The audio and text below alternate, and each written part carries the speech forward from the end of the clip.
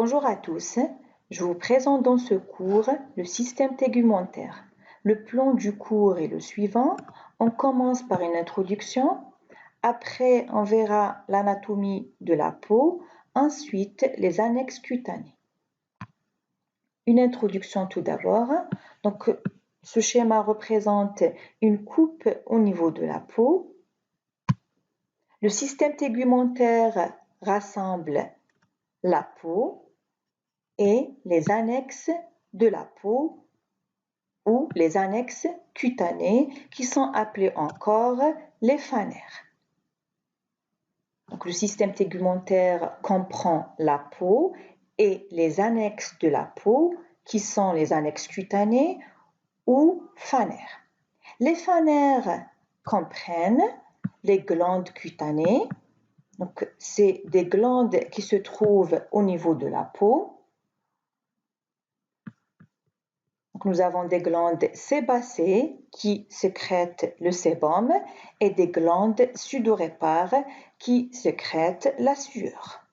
Les poils sont aussi des annexes cutanées et les angles.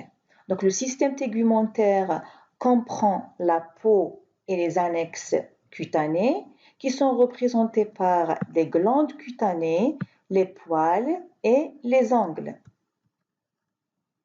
On commence par la peau. Une définition.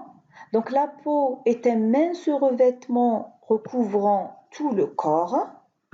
Donc, la peau est un revêtement qui est mince et qui recouvre tout le corps. La peau est extrêmement vascularisée et innervée. La peau est richement vascularisée. Elle présente de nombreux vaisseaux. Donc, elle est richement vascularisée et innervée. Les caractéristiques, la superficie, la peau, donc la superficie de la peau, elle est de 1 à 2 mètres carrés. Le poids varie entre 3,5 et 4,5 kg. L'épaisseur est variable entre 1,5 et 4 mm. Donc, la peau est un revêtement qui est mince. La température, elle est variable aussi. Elle est variable, donc elle est entre 32 et 36 degrés. Elle est plus basse au niveau des orteils. Donc, la température au niveau des orteils est basse par rapport au reste du corps. L'élasticité, la peau est élastique et résistante à l'étirement. Donc, la peau a la caractéristique d'être élastique, elle est souple et étirable. La coloration, donc la couleur de la peau varie selon la race. Exemple, donc la couleur de la peau chez les Européens est claire. Chez les Africains, elle est foncée. Donc, la couleur de la peau varie selon la race. Elle est due aux 4 pigments. La mélanine est un pigment physiologique de couleur brune, de couleur foncée. C'est un pigment brun qui est responsable de la coloration de la peau, aussi la coloration des cheveux et des yeux. Donc, la couleur de la peau dépend de la quantité ou la concentration de la mélanine et aussi de sa nature. Donc, la couleur de la peau dépend de la concentration et de la nature de la mélanine. Le carotène est un pigment jaune-orange qui donne une couleur jaunâtre ou orange à la peau. C'est un pigment qui se trouve dans certains aliments. Généralement, il se trouve dans les végétaux ayant une couleur orange, comme donc les carottes, les abricots, le melon, la mangue. Donc, en quantité importante, il donne une couleur jaunâtre à la peau blanche. L'hémoglobine, donc l'hémoglobine est une protéine qui est présente au niveau des globules rouges. Son rôle, c'est le transport de l'oxygène vers les cellules et les tissus. L'hémoglobine, lorsqu'il est combiné à l'oxygène, on l'appelle oxyhémoglobine. Donc l'oxyhémoglobine est une combinaison entre l'oxygène et l'hémoglobine. Donc c'est un pigment rouge qui donne une couleur rouge à rose à la peau. Le carboxyhémoglobine, donc c'est une combinaison ou une liaison entre l'hémoglobine et le monoxyde de carbone. Le monoxyde de carbone, comme vous le savez, est un gaz toxique. Donc la combinaison de l'hémoglobine avec le monoxyde de carbone se fait au niveau des globules rouges après inhalation de monoxyde de carbone. Donc ce pigment, il est de couleur bleutée qui donne une couleur bleutée à la peau. La morphologie. Voilà, ce schéma représente donc une coupe au niveau de la peau. La peau présente des pores ou des trous à la surface. De ces pores sortent les poils et s'ouvrent des glandes cutanées. Les glandes cutanées, les glandes sudorépares et les glandes sébacées se trouvent au niveau de la peau. Ils s'ouvrent à la superficie de la peau par des pores. Donc des pores sortent les poils et s'ouvrent, comme vous voyez ici, des glandes cutanées. La peau présente aussi des crêtes, comme vous voyez, au niveau des régions plantaires et palmaires. Les crêtes, on les trouve au niveau des plantes des pieds et au niveau des paumes des mains. Donc, région plantaire par rapport aux plans du pied et palmaire par rapport aux paumes des mains. Les crêtes réalisent ce qu'on appelle les empreintes. Les empreintes, elles sont caractéristiques pour chaque individu. Les empreintes permettent l'identification des individus. C'est-à-dire on ne trouve pas deux personnes ayant les mêmes empreintes. Donc les empreintes sont caractéristiques pour chaque individu. Même chez les vrais jumeaux, chacun a ses propres empreintes. La structure. Donc la peau est constituée de 3 couches. La couche la plus superficielle, c'est l'épiderme. Donc elle est mince. La deuxième couche ou la couche moyenne, c'est le derme. La troisième couche, c'est l'hypoderme. Donc la peau présente ou elle est constituée de 3 couches. L'épiderme, c'est la couche la plus superficielle. Le derme, c'est la couche moyenne. Et l'hypoderme, c'est la couche profonde. L'épiderme. Donc l'épiderme est un tissu épithélial de 4 à 5 couches cellulaires. L'épiderme, c'est la couche la plus superficielle de la peau. Il comprend 4 à 5 couches cellulaires. Pas de vaisseau sanguin ou lymphatique, l'épiderme est avasculaire. Il ne comprend pas de vaisseau sanguin ou de vaisseau lymphatique. C'est vrai que la peau est richement vascularisée, mais les vaisseaux se trouvent au niveau des autres couches, c'est-à-dire au niveau du derme et de l'hypoderme. Mais l'épiderme, qui est la couche la plus superficielle, elle est avasculaire. L'épiderme ne présente pas de vaisseau sanguin ou vaisseau lymphatique. Vaisseau sanguin regroupe les artères et les veines. Il renferme des terminaisons nerveuses libres. L'épiderme comprend des terminaisons nerveuses libres. Possède une capacité de régénération. L'épiderme a une capacité de régénération, c'est-à-dire il peut se renouveler ou se reconstituer complètement en 25 à 45 jours. L'épiderme a la capacité de se renouveler, de se reconstituer en 25 à 45 jours. Voilà les différentes couches de l'épiderme, différentes couches cellulaires de l'épiderme. Les cellules épidermiques, donc parmi les cellules de l'épiderme, L'épiderme donc, comprend les kératinocytes, numéro 1 sur le schéma.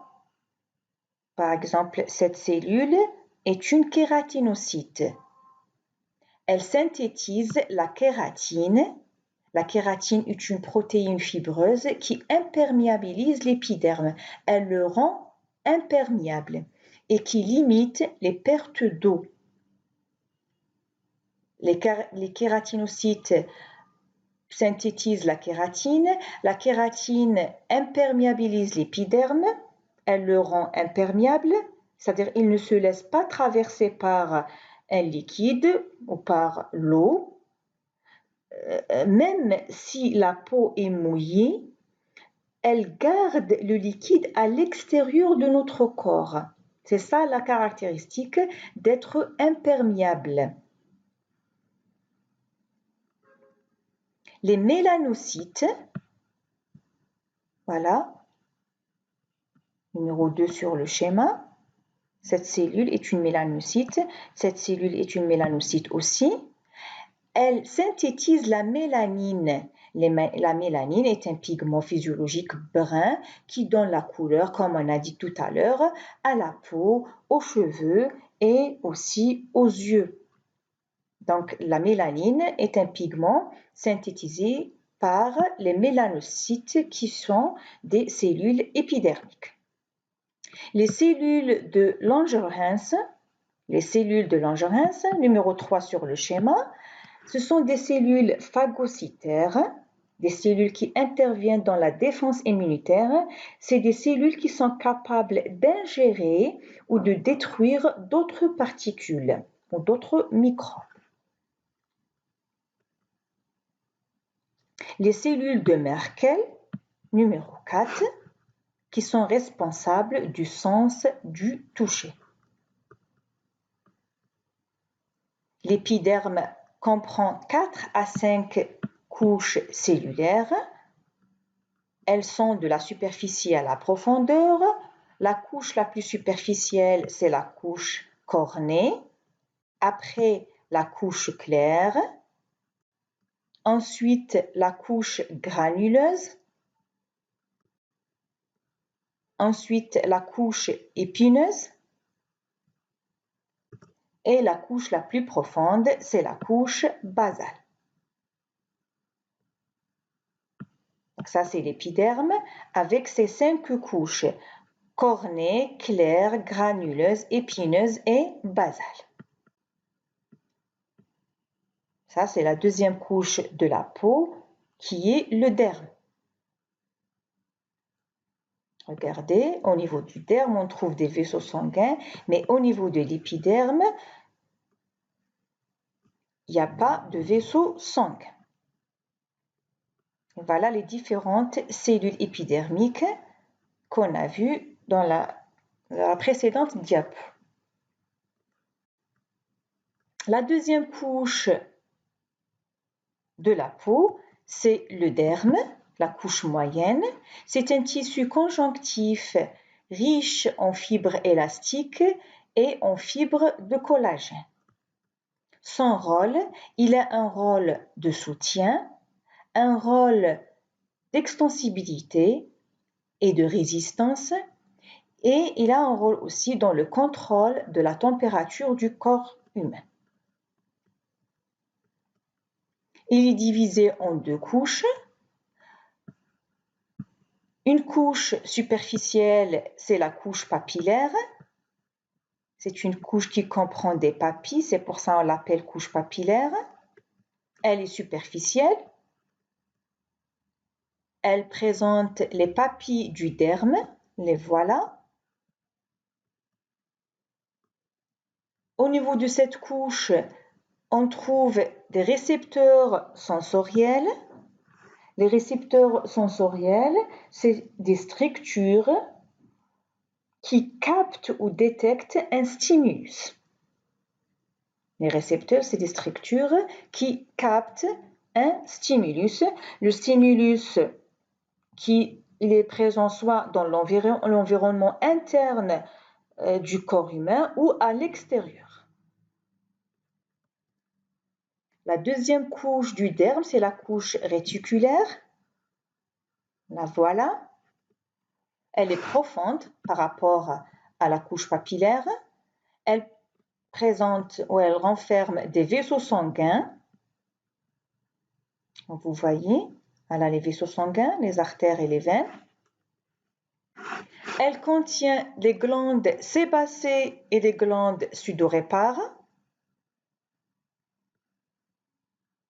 les glandes cutanées. Elle comprend aussi les follicules pileux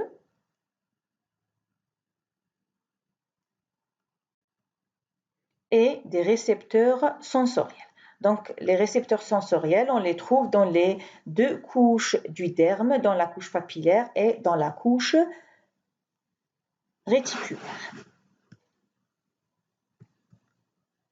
L'hypoderme, c'est la couche la plus profonde, c'est le tissu cellulaire sous-cutané. Voilà, la couche la plus profonde de la peau représentée par l'hypoderme. Donc, c'est le tissu sous-cutané. C'est le tissu qui se trouve sous la peau. Constitué de tissu adipeux, c'est-à-dire de la graisse, et d'un tissu conjonctif lâche. Le rôle, il isole les structures profondes des changements de la température externe. Les structures profondes, c'est-à-dire les muscles et les os pour les membres et les autres organes au niveau de l'abdomen et du thorax. Donc, cette structure, qui est l'hypoderme, isole les structures profondes des changements de la température externe. L'hypoderme absorbe les chocs lors d'un traumatisme. Par exemple, l'hypoderme ou le tissu cellulaire sous-cutané, il amortit et absorbe les chocs. Il renferme les vaisseaux sanguins, comme la couche profonde du derme. C'est le lieu de l'injection sous-cutanée. Quand on veut injecter un médicament par voie sous-cutanée, on l'injecte au niveau de l'hypoderme. Donc, l'injection sous-cutanée, c'est l'une des voies d'administration médicamenteuse. On injecte le médicament au niveau de l'hypoderme. C'est pour ça qu'on l'appelle injection sous-cutanée, comme l'injection de l'insuline, par exemple. On l'injecte toujours au niveau de l'hypoderme, au niveau du tissu sous-cutané. Les fonctions de la peau. Donc, parmi les fonctions de la peau, c'est la protection. La peau protège. Elle forme une frontière biologique contre les rayons ultraviolets, contre la déshydratation, et contre les micro-organismes et les microbes. Régulation de la température du corps. La peau intervient dans la régulation de la température du corps. Comment? Elle se fait grâce aux glandes sudorépares, grâce aux glandes cutanées, les glandes qui se trouvent au niveau de la peau et qui sécrètent la sueur. Donc, en réaction à la chaleur ou à un exercice ou suite à un exercice épuisant, après un sport par exemple, l'évaporisation de la sueur aide à rafraîchir le milieu interne et ramener la température corporelle à la normale. Donc, suite à un exercice excessif ou suite à une réaction de chaleur, la peau évaporise la sueur et cette évaporisation aide à rafraîchir le milieu interne. La peau est un organe de sens, le sens du toucher, par le biais des récepteurs sensoriels cutanés, responsables des différentes sensibilités, les sensibilités tactiles, thermiques et douloureuses. Donc, les récepteurs sensoriels cutanés, ce sont des structures capables d'être activées par un stimulus, soit dans l'environnement interne, soit externe. l'environnement externe. Donc c'est une structure qui est capable de capter ou de détecter un stimulus. Donc nous avons les thermorécepteurs qui répondent aux variations de la température, les nocicepteurs qui répondent à la sensation de la douleur et les récepteurs qui sont responsables du tact ou du sens du toucher. Parmi les fonctions aussi, l'excrétion des déchets à travers la sueur. C'est une voie d'administration médicamenteuse par l'injection sous-cutanée, l'administration du médicament au niveau du tissu sous-cutané, au niveau de l'hypoderme. L'immunité, la peau intervient aussi dans la défense immunitaire, comme on a vu les cellules de Langerhans qui est capable d'ingérer et de détruire d'autres particules et d'autres cellules. La synthèse de la vitamine D. L'exposition de la peau au soleil synthétise la vitamine, donc permet la synthèse de la vitamine D. Je passe aux annexes cutanées, ou phanères, qui sont représentées par les glandes sudorépares, les glandes sébacées, les poils et les angles. Les glandes sudorépares, ce sont des glandes exocrines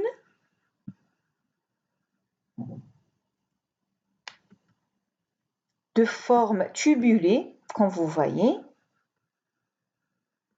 Forme tubulée, elles ont la forme de tube, sécrétant la sueur qui participe à la thermorégulation. La thermorégulation, c'est la régulation de la température du corps.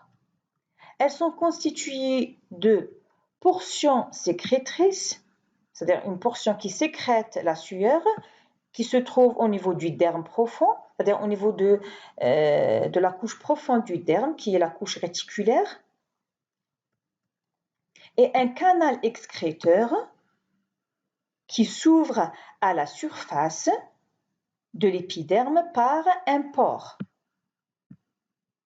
On a dit par les pores s'ouvrent les glandes cutanées. Ici, le canal excréteur de la glande sudorépare s'ouvre à la surface de l'épiderme. Les glandes sudorépares, elles sont abondantes, elles sont fréquentes, elles sont nombreuses au niveau des aisselles, au niveau des paumes des mains et au niveau du front.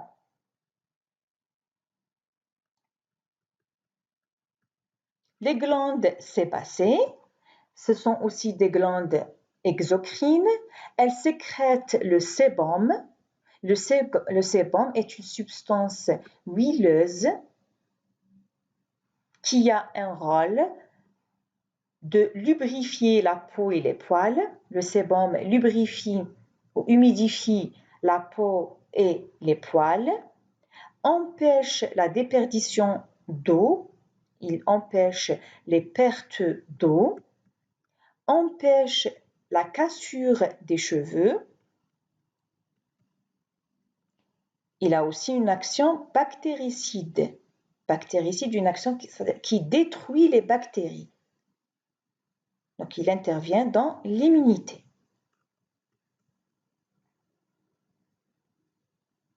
Elles sont annexées aux poils. Les glandes sébacées, elles sont annexées, elles accompagnent les poils. Elles sont constituées de portions sécrétrices. C'est un alvéole dilaté en sac. Voilà, ça c'est une glande sébacée qui est annexée, qui accompagne les poils. Et un canal excréteur qui est court et qui débouche dans le poil. Le canal excréteur de la glande sudorépare s'ouvre au niveau de la surface de la peau par un pore. Le canal excréteur de la glande sébacée débouche dans le poil. Les glandes sébacées, on les trouve principalement au milieu du visage. Les poils. Donc le poil est produit par le follicule pileux. Le follicule pileux est une invagination de l'épiderme qui s'enfonce dans le derme. Le follicule pileux vient d'où? C'est une invagination de l'épiderme au niveau du derme. L'épiderme s'invagine et s'enfonce dans le derme et dans ce qu'on appelle le follicule pileux. Le follicule pileux produit, celui-là, donc il produit le poil. Le poil est formé de deux parties. La tige, c'est la partie superficielle visible à la surface de la peau. C'est la partie qu'on peut voir à la superficie ou à la surface de la peau. Et une racine, la racine, c'est la partie interne qui est logée à l'intérieur du follicule pileux. Donc ça, c'est le follicule pileux. Son origine, c'est l'invagination de l'épiderme au niveau du derme. C'est-à-dire, il vient d'où ce follicule? C'est l'épiderme qui s'invagine au niveau du derme. Il produit ce follicule, il produit le poil. Le poil a deux parties. Une partie superficielle visible à la surface, c'est la tige. Et une partie interne, c'est la racine. Elle est logée, elle se trouve au niveau du follicule pileux. Voilà la racine. Elle se trouve au niveau du follicule pileux. Ça, c'est le follicule pileux. La base du follicule pileux est renflée, comme vous voyez. Elle est renflée, elle est volumineuse.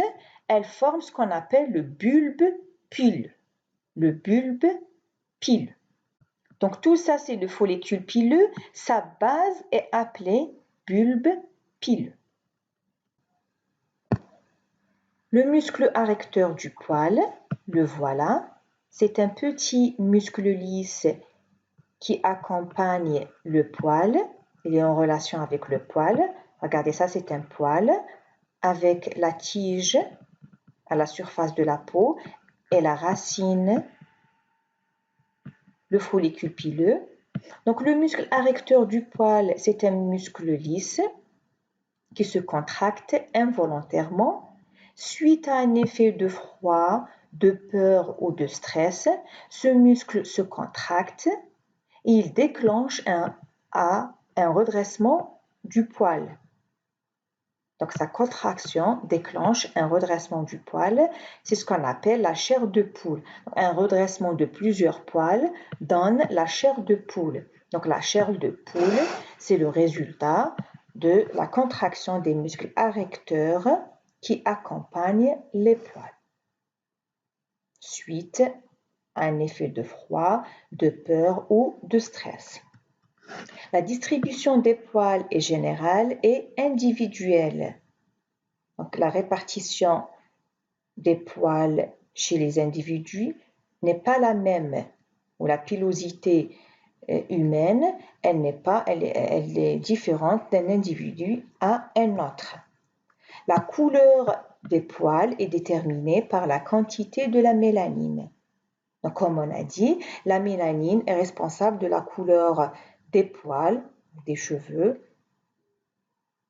de la peau et aussi des yeux. Je passe aux angles. Donc, les angles sont des couches de cellules épidermiques. L'origine des angles est l'épiderme. Donc, ce sont des couches de cellules épidermiques. Les angles se présentent sous forme de lames blanchâtres et demi-transparentes qui recouvrent la face dorsale des bouts des doigts et des orteils. Donc les angles recouvrent la face dorsale des bouts des doigts et des orteils. L'angle comprend trois parties, un corps, une racine et une extrémité libre. Le corps, le voilà, c'est la partie visible de l'angle, présente la lunule, La lunule, c'est la zone blanchâtre ayant la forme de croissant près de la racine. L'extrémité libre, c'est celle-là, c'est la partie qui s'étend au-delà de l'extrémité distale du doigt. Voilà l'extrémité distale du doigt. L'extrémité qui s'étend au-delà, c'est l'extrémité libre. La racine, c'est la partie cachée dans un repli cutané ou dans un repli du peau. La racine, c'est la partie qu'on ne peut pas voir, c'est la partie cachée dans un repli du peau. L'angle allonge environ 1 mm par semaine. Voilà, le cours est terminé. Je vous remercie.